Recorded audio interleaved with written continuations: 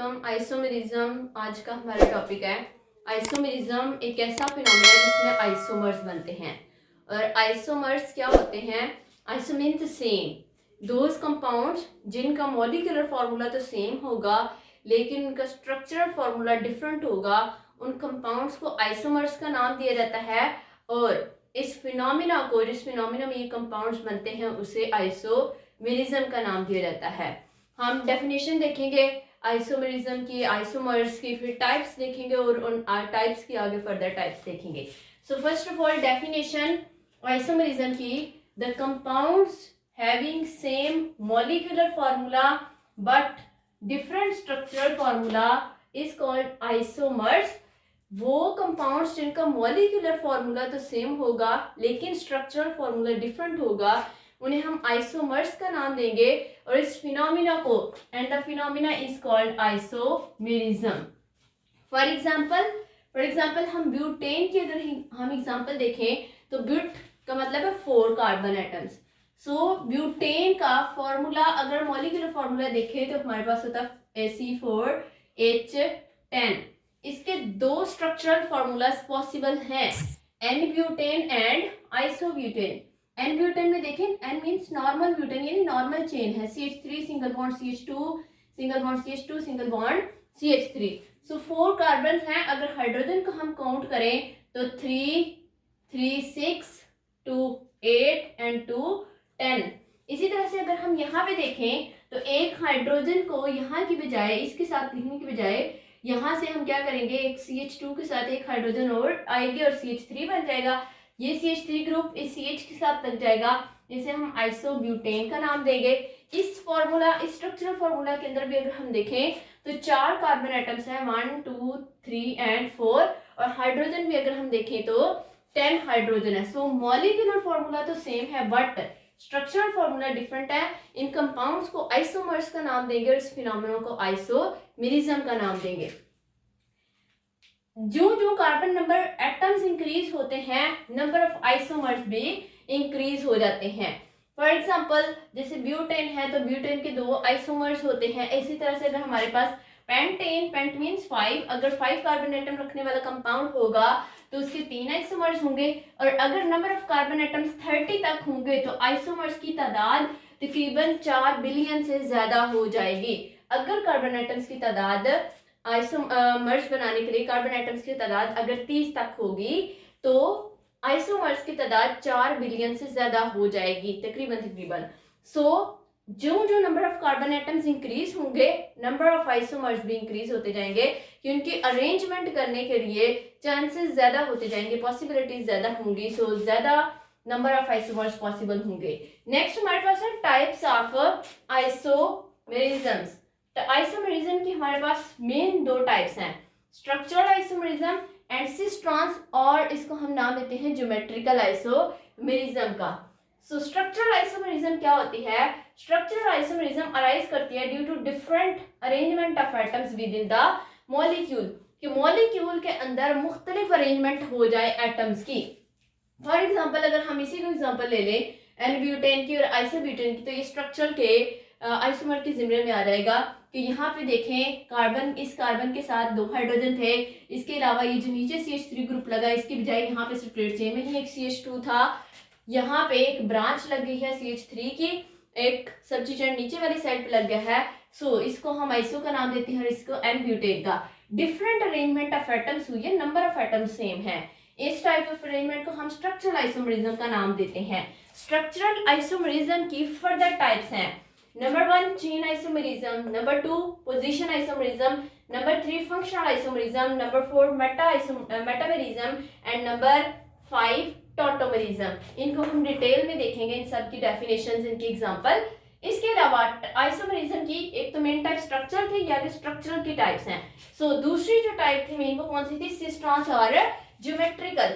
Geometry का word आ गया, मतलब ज्योमेट्री इनकी डिफरेंट होगी। वो कंपाउंड्स जिनका मॉलिक्यूलर फार्मूला तो सेम होगा लेकिन उन कंपाउंड्स की अरेंजमेंट, उन कंपाउंड्स के अंदर पाए जाने वाले एटम्स की अरेंजमेंट स्पेस के अंदर डिफरेंट होगी, ऐसे कंपाउंड्स को हम सिस ट्रांस आइसोमर्स का नाम देंगे और इस फिनोमेना को सिस ट्रांस और ज्योमेट्रिक आइसोमेरिज्म का नाम देंगे।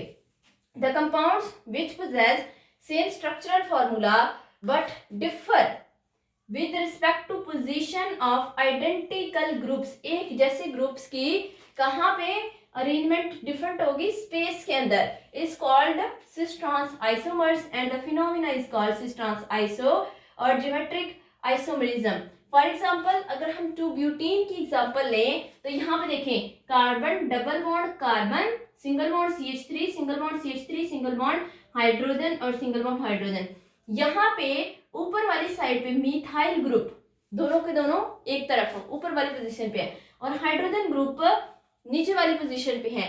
सो वो टाइप ऑफ आइसोमरिज्म, जिस ज्योमेट्रिकल आइसोमरिज्म जिसके अंदर same type of substituent same position के ऊपर सेम साइड के ऊपर होंगे, उन्हें हम सिस आइसोमर्स का नाम देंगे। और जिनके अंदर सब्स्टिट्यूएंट एक जैसे सब्स्टिट्यूएंट मुख्तलिफ पोजीशन के ऊपर होंगे, इन्हें हम क्या कहेंगे, ट्रांस आइसोमर्स का नाम देंगे, और इस फिनोमिना को सिस ट्रांस आइसोमरिज्म का नाम देंगे। और इसी के अगर हम ट्रांस आइसोमर को देखना चाहें 2-ब्यूटीन के, तो यहाँ पे देखें एक तरफ तो मिथाइल ग्रुप ऊपर है लेकिन दूसरी तरफ मिथाइल ग्रुप नीचे वाली साइड पे है, और एक तरफ हाइड्रोजन ऊपर और दूसरी तरफ हाइड्रोजन नीचे है। सो डिफरेंट पोजीशन होगी स्पेस के अंदर जो एटम्स हैं हाइड्रोजन के और मिथाइल ग्रुप की, इस वजह से इसको हम ट्रांस आइसोमर का नाम देंगे। इसी तरह से अगर हम एग्जांपल देखना चाहें 2-पेंटीन की एग्जांपल, 2-पेंटीन, आप नोट करें कि सिस ट्रांस और ज्योमेट्रिकल आइसोमरिज्म डबल बॉन्ड वाले कंपाउंड्स शो कर रहे हैं, यानी कि अल्कीन्स शो कर रहे हैं। इसकी रीजन भी हम देखेंगे।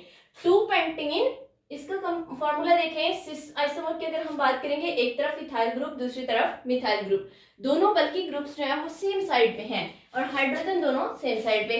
यहाँ पे अगर हम ट्रांस आइसोमर की बात करें 2-पेंटीन के, तो ये इथाइल ग्रुप नीचे वाली पोजीशन पे आ गया, इधर देखिए सिस में ऊपर वाली पे था, और मिथाइल ग्रुप ऊपर ही रहा जो कि सिस में ऊपर था, लेकिन हाइड्रोजन यहाँ पे देखिए हाइड्रोजन ऊपर चला गया इसके अंदर, और यहाँ पे हाइड्रोजन नीचे ही है।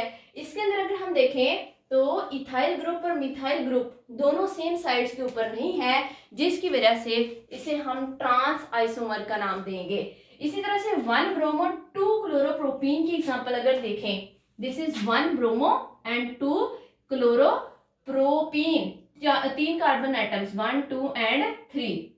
यहाँ पे 1 ब्रोमो 2 क्लोरोप्रोपीन है, इस तरफ से नंबरिंग स्टार्ट करेंगे। सो 1, 2 एंड 3 कार्बन है हमारे पास, 1 ब्रोमो 2 क्लोरोप्रोपीन।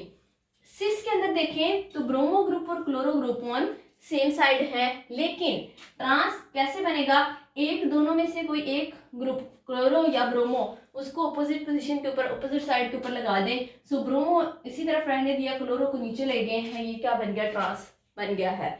इसके अलावा शॉर्ट क्वेश्चन एक बनता है यहाँ पे, that why alkenes give geometrical isomerisms and alkanes do not give geometrical or cis trans isomerism, because जो दो कार्बन एटम्स सिंगल बॉन्ड के जरिए ज्वाइन होते हैं उनके दरमियान फ्री रोटेशन पॉसिबल होती है, लेकिन अगर डबल बॉन्ड के जरिए दो कार्बन एटम्स आपस में लिंक कर जाते हैं तो उनके अंदर फ्री रोटेशन पॉसिबल नहीं होती अनटिल के उनका डबल बॉन्ड ब्रेक किया जाए, और उस डबल बॉन्ड को तोड़ने के लिए रिक्वायर्ड होती है एनर्जी। दैट इज वाई ये अपनी इन पोजीशंस के ऊपर ही अरेंज कर लेते हैं खुद को, और सिस ट्रांस आइसोमरिज्म का फिनोमेना शो करवा देते हैं, जबकि अल्केन्स यानी सिंगल बॉन्ड कंपाउंड्स जो है वो सिस ट्रांस या ज्योमेट्रिकल आइसोमरिज्म का फिनोमेना शो नहीं करवाते हैं, बिकॉज उनके अंदर फ्री रोटेशन पॉसिबल होती है। तो इसका आंसर है 2 carbon atoms joined by single bond are capable of free rotation. When 2 carbon atoms are joined by double bond, they cannot rotate freely. It could happen if the bond breaks. अगर bond break होगा double bond का तभी उनके अंदर free rotation possible नहीं होगी, जिसकी वजह से ये ज्योमेट्रिकल आइसोमरिज्म का फिनोमेना शो करवा देते हैं। अब हम डिस्कस करेंगे इन स्ट्रक्चरल आइसोमरिज्म्स की जो डिफरेंट टाइप्स हैं, chain isomerism, position, functional, metamerism and total. Types of isomerism 5 types हैं, जिनको एक एक करके डिस्कस करेंगे हम। सबसे पहले चेन आइसोमरिज्म। चेन आइसोमरिज्म किस वजह से होती है, जो कार्बन चेन होती है उसकी नेचर के अंदर डिफरेंस की वजह से जो टाइप ऑफ आइसोमरिज्म अराइज होगी उसे हम चेन आइसोमरिज्म का नाम दें। मीन दैट अगर जो चेन हमारे पास बन रही है वो स्ट्रेट चेन भी हो और ब्रांच चेन भी, और उनका फॉर्मूला जो है मॉलिक्यूलर फॉर्मूला सेम हो, उसे हम चेन आइसोमरिज्म का नाम देंगे। Definition, chain isomerism arises due to difference in nature of carbon chain. For example हम पेंटेन की यहाँ पे एग्जांपल लेंगे, कार्बन 5 है, हाइड्रोजन 12 है। एन पेंटेन और आइसोपेंटेन, एन पेंटेन हमारे पास स्ट्रेट चेन है, 5 कार्बन है इसके अंदर और 12 हाइड्रोजन है।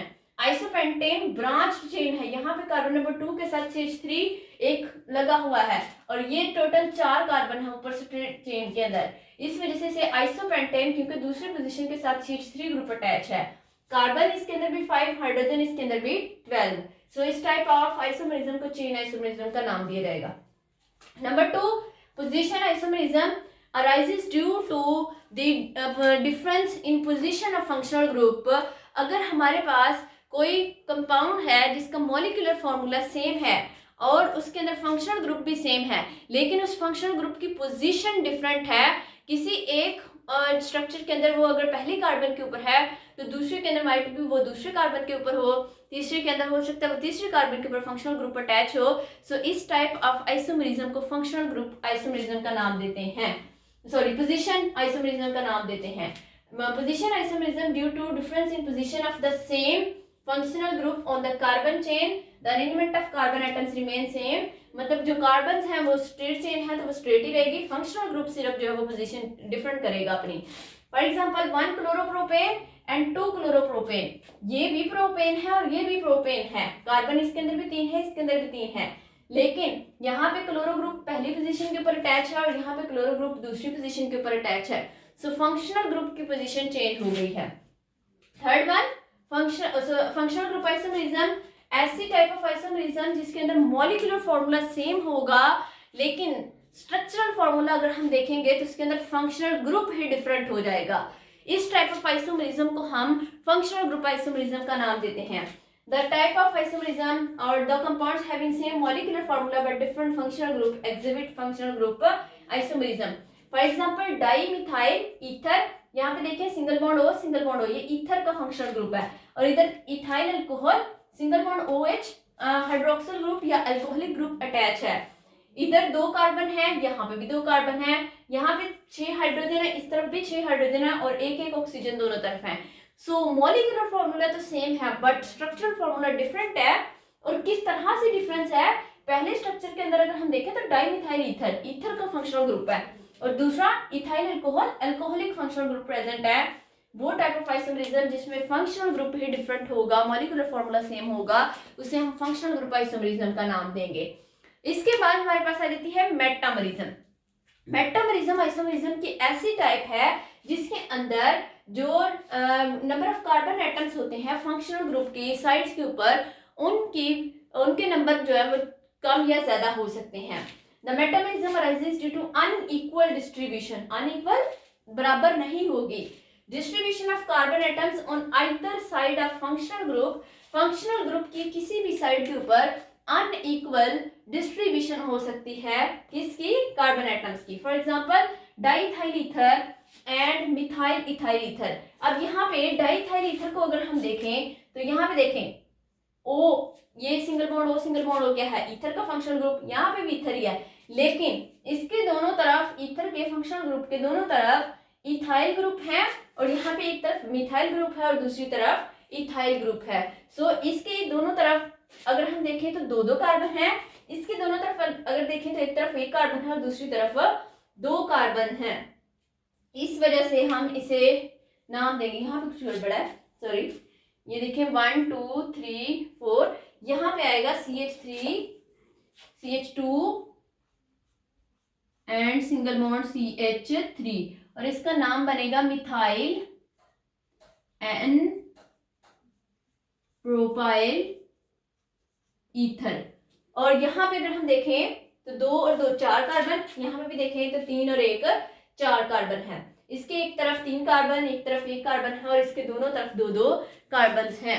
इस टाइप ऑफ आइसोमरिज्म को मेटामरिज्म का नाम देते हैं। Last type tautomerism, type of isomerism arises due to shifting of proton from one atom to other atom in the same molecule. एक ही मॉलिक्यूल होगा, उस मॉलिक्यूल में से एक एटम से दूसरे एटम के ऊपर शिफ्टिंग हो जाएगी। फॉर एग्जांपल अगर हम इस कंपाउंड को देखें तो RC COOH, ये carboxylic group, NH2 and hydrogen, nitrogen के पास लोन पेयर है, ये यहाँ से प्रोटॉन को ले लेगा और NH3 पॉजिटिव चार्ज क्यों आया, बिकॉज इसने अपना लोन पेयर इस्तेमाल कर लिया है। और जब ये प्रोटॉन यहाँ से आ जाएगा तो दोनों इलेक्ट्रॉन इस ऑक्सीजन पे शिफ्ट हो जाएंगे, जिसकी वजह से यहाँ पे नेगेटिव चार्ज आ जाएगा। सो RCCO negative, NH3 positive, single bond hydrogen. और ऐसी स्पीशी, ऐसा आयन जिसके ऊपर पॉजिटिव चार्ज भी और नेगेटिव चार्ज भी, उसे ज्विटर आयन का नाम देते हैं। सो टॉटोमरिज्म की वजह से ज्विटर आयन फॉर्मेशन होती है। सो ये हमारे पास आज का टॉपिक था, आइसोमेरिज्म।